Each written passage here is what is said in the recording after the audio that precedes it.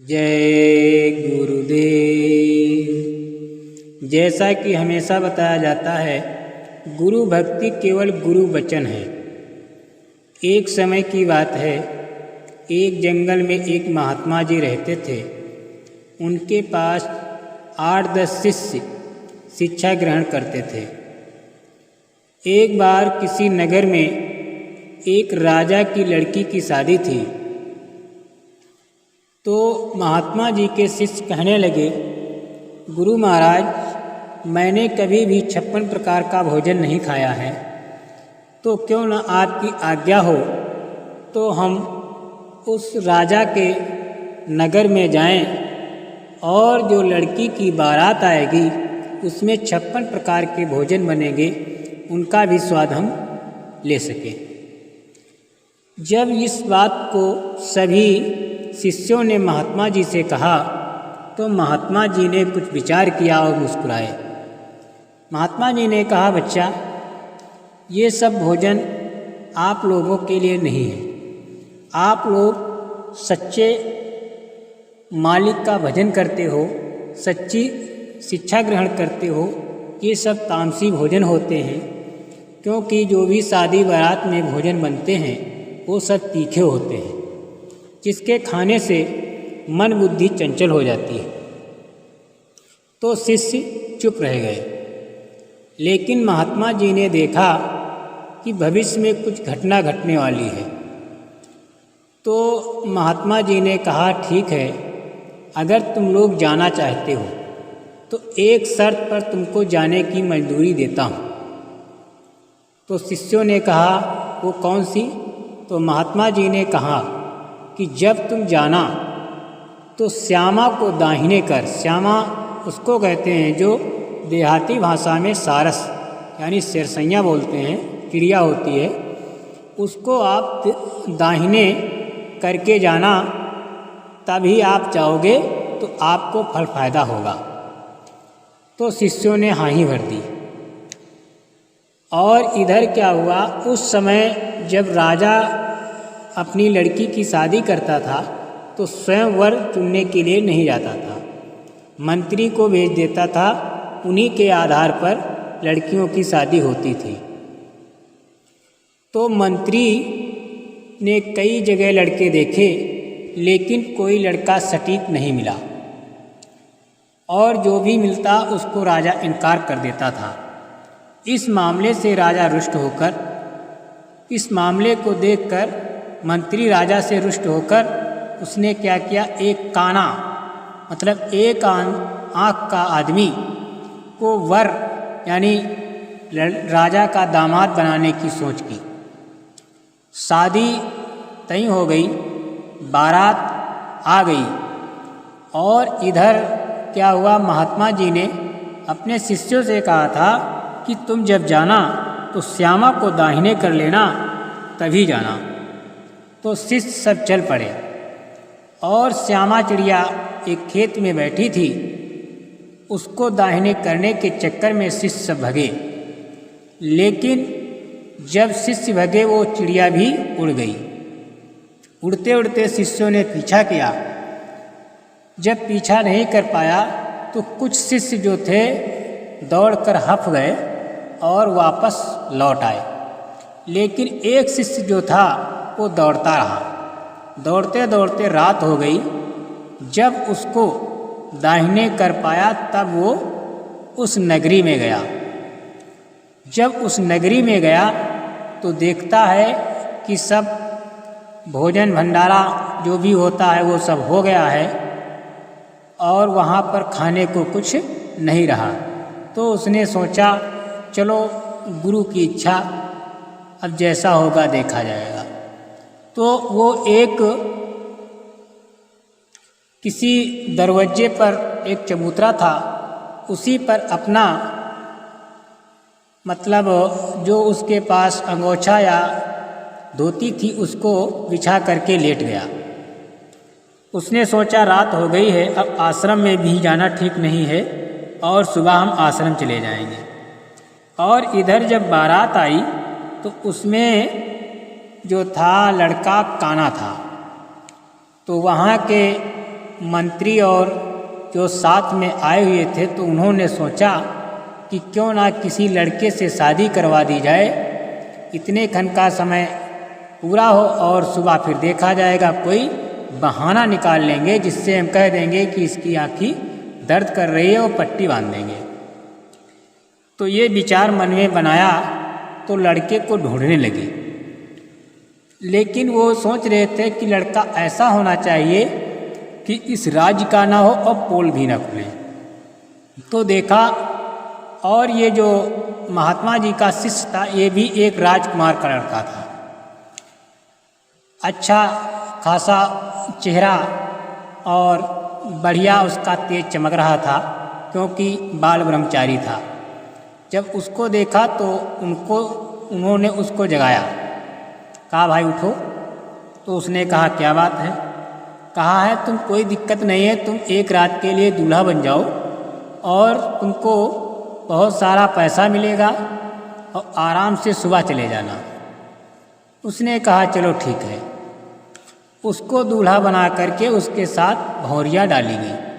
जब भौंरी पड़ गई, लड़की और लड़के को अपने कमरे में भेजा गया। लड़की यानी उस लड़के को कमरे में लेकर के गई और बातचीत करने लगी। तो लड़के ने कहा हमें भूख लगी है। तो लड़की ने कहा तुमने कुछ खाया पिया नहीं? कहा मैंने तुम्हारे प्यार के चक्कर में कुछ हमें याद ही नहीं रहा कि खाना खाएं या ना खाएं। कहा तो हमें भूख लगी है। तो लड़की ने कहा ठीक है। उसने क्या किया, लड़की के पल्लू में कुछ चावल बांध दिए जाते थे और कुछ बर्तन भी दिए जाते थे। तो उसके पास एक लोटिया थी और उसने क्या किया, उसी में चावल जो थे डाले और अपने साड़ी के पल्लू को फाड़ दिया। तो उसको जला करके उस पर खिचड़ी बना दी। जब खिचड़ी बनी तो उसने खाई, तब उसकी जो थी क्षुधा शांत हुई। सवेरा हुआ, वो अपना चला आया भाई। बारातियों ने उसको पैसा दे दिया और वो अपने आश्रम को चला आया। इसके बाद जब सुबह कलेवा का नंबर आया तो वो जो काना लड़का था उसके आँख पे पट्टी बांध दी गई। पट्टी बांध दी गई और राजा ने पूछा भाई इसके क्या दिक्कत है? तो उधर के लोगों ने बता दिया कि लड़के की आंख में रात में कुछ पड़ गया था, इस वजह से पट्टी बंधी है। तो राजा ने कुछ ध्यान नहीं दिया, लेकिन वो लड़की चतुर चालाक थी और किसी महात्मा से दीक्षा ली हुई थी। तो उसने सोचा क्यों ना इसकी परीक्षा ली जाए। रात में तो ठीक ठाक था, लेकिन ऐसा क्या हो गया जो इसने पट्टी बांध ली है। तो लड़की ने सवाल किया, ये बताइए आपने खाना क्या खाया था? तो उसने जो खाया था वो उसने बयान कर दिया। तो लड़की ने कहा ठीक है मैं शादी नहीं करूँगी, ये वर मेरा नहीं है। वहाँ से बारात वापस आ गई। जब बारात वापस आ गई तो राजा यानी लड़की का पिता अपनी बेटी से बोला, बेटी तुमने ये क्या किया, तुमने बारात वापस कर दी? तो लड़की बोली, पिताजी क्या करती, ये मेरा पति नहीं है। कहा तुम्हारा पति नहीं है? कहा हाँ। कहा तो तुम्हारा पति कौन है? कहा हमारा पति जो था उसमें गूढ़ अर्थ है, उसको केवल वही बता सकता है जो मैं उससे प्रश्न करूँगी। कहा ठीक है भाई। बारात वापस चली आई। कई दिन कई महीने बीते तो राजा ने कहा, अपनी लड़की को बुलाया, कहा भाई बताइए आपकी क्या शर्त है। उस शर्त के अनुसार पूरे राज्य में पूरे देश में मैं संदेशा भेजता हूँ और अगर आपके प्रश्नों का जो उत्तर दे देगा उसको वर चुन लेना। लड़की ने कहा ठीक है। तो वो संदेशा भेज दिया गया और जो भी राजकुमार आता तो लड़की यही प्रश्न करती, जब बर को लागी भूख अपार फिर क्या हुआ? तो कोई कहता जब लड़के को यानी वर माने लड़का, उसको भूख लगी तो रबड़ी पूरी खाई, किसी ने कुछ बताया, किसी ने कुछ। इस प्रकार से महीनों ये बवाल चलता रहा। फिर उस लड़के के पास जो महात्मा का शिष्य था, यानी महात्मा के पास भी ये आवाज़ पहुंच चुकी। तो वहाँ के शिष्यों ने कहा, महाराज क्या हम भी स्वयंवर दिखाएं? तो महात्मा जी बोले, इससे तुमको क्या चक्कर? तुम लोग ब्रह्मचारी हो, तुम नारी के चक्कर में मत पड़ो। लेकिन महात्मा जी जो थे वो त्रिकालदर्शी थे, वो सब समझ गए थे कि आगे इसमें क्या है और कौन क्या है। लेकिन महात्मा जी ने भी ये प्रकट नहीं किया था कि शिष्य जो है हमारे ही गुरुकुल का कोई है जो इस लड़की का पति है। तो उन्होंने कहा भाई जाओ, ठीक बात है। तो उसमें के सभी शिष्य गए, लेकिन किसी ने उस लड़की के सटीक उत्तर नहीं दे पाया।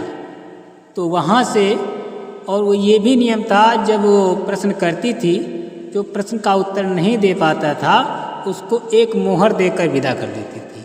तो कुछ लोग इस लालच से जाते थे कि क्यों ना अगर हम उत्तर न दे पाएँ तब भी हमको एक मुहर मिल जाएगी, यानी कुछ स्वर्ण मुद्रा। इस पर जब वो लड़का जिसके साथ भौंरी पड़ी थी, महात्मा का शिष्य था, जब उसका नंबर लगा तो उसने लड़की के सामने गया। तो लड़की ने प्रश्न किया, ब्याह भयो भांवर पड़ी फिर बउर आनंद, और फिर हम दोनों गए सुनो केल के मन। उस लड़की ने कहा कि ब्याह हुआ और भांवरे पड़ी, फिर उर आनंद यानी हृदय में एक उमंग बनी, फिर हम दोनों गए यानी हम दोनों कमरे में गए, फिर क्या हुआ?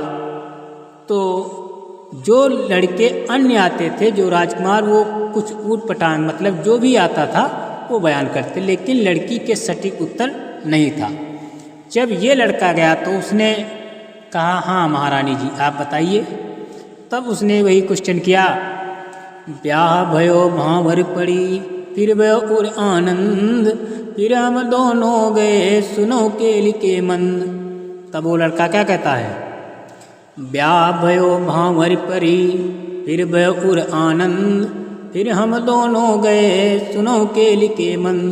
जब बर को लागी भूख अपार, जब बर को लागी भूख अपार, और साड़ी जलाए ओदन कियो, तब क्षुधा भई थी शांत। कला मतलब वहाँ के राजा मंत्री और ये सब राजसभा कहने लगे, क्या मतलब? कला सुनो राजन, कला हम अपनी पूरी कथा बताते हैं। कला बताइए। कला मैं उस महात्मा के शिष्य हैं। महात्मा जी से मैंने कहा कि महात्मा जी मैंने कभी भी 56 प्रकार के भोजन नहीं किए हैं। तो महात्मा जी ने कहा तुमको इससे क्या मतलब? तो हम लोगों ने नहीं माना, हमारे 8-10 सहपाठी और थे। तो महात्मा जी ने कहा कि जाते हो तो एक काम करना। तो हमने कहा कौन सा? तो उन्होंने कहा कि श्यामा को कर दाहिने। कला श्यामा चिड़िया जो होती है उसको दाहिने करके जाना, तभी तुम्हारी यात्रा सफल होगी। तो हम लोग जा रहे थे, लेकिन श्यामा चिड़िया जब बैठी थी उसके दाहिने होने के लिए गए तो वो उड़ पड़ी। उसको पीछा करते करते कई मील हम दौड़ते रहे। तो हमारे साथी थे वो सब घर लौट गए, लेकिन मैं नहीं लौटा। मैं इसी के चक्कर में हम सोचते थे कि 56 प्रकार का भोजन करेंगे, इस वजह से हमको रात हो गई। रात हो गई, जब ज़्यादा देर हो गई, और जब चिड़िया थक गई हम भी थक गए, तब वो एक जगह बैठ गई। तब उसको दाहिने करके आए। जब यहाँ आया तो देखा यहाँ पर सब खान पीन हो चुका था, और यहाँ पर सब बाराती जनाती सब खा चुके थे, पत्तल वगैरह सब पड़े हुए थे।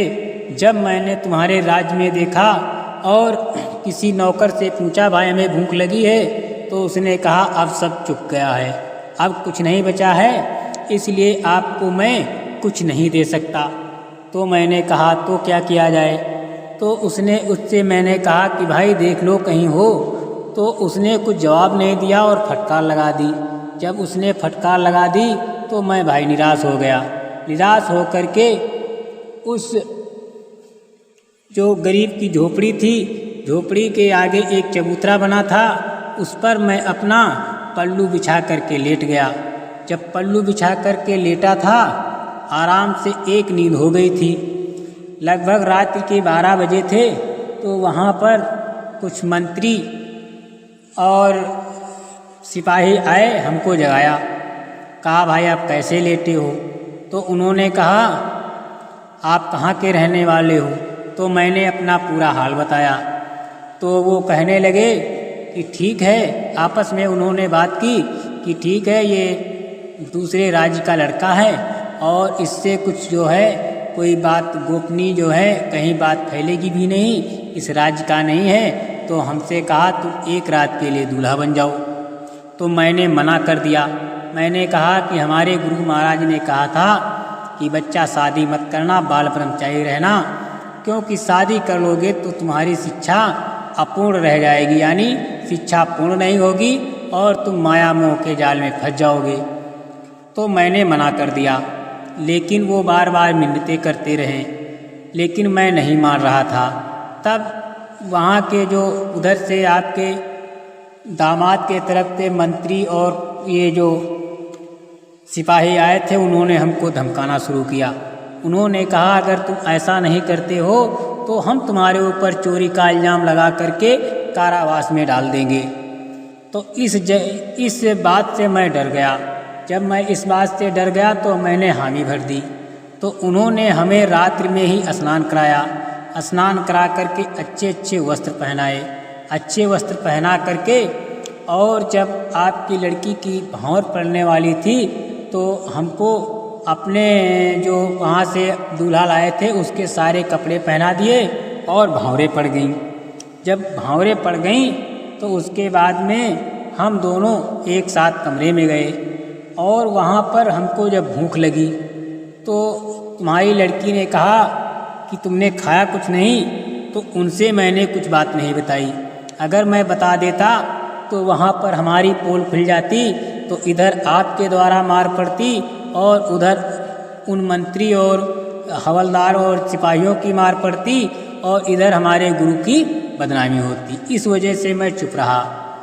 और जब हमको भूख लगी तब उन्होंने उनसे कहा, तो उन्होंने तंदुल वही चावल एक लोटिया में डाल करके साड़ी के पल्लू को जला दिया और जला करके उसको ओदन मतलब पका दिए, उनको खाया। तब हमारी जो क्षुधा शांत हुई। फिर सवेरा हुआ तो मैं शौच के बहाने सुबह 4 बजे उनके कष्ट से निकल पड़ा।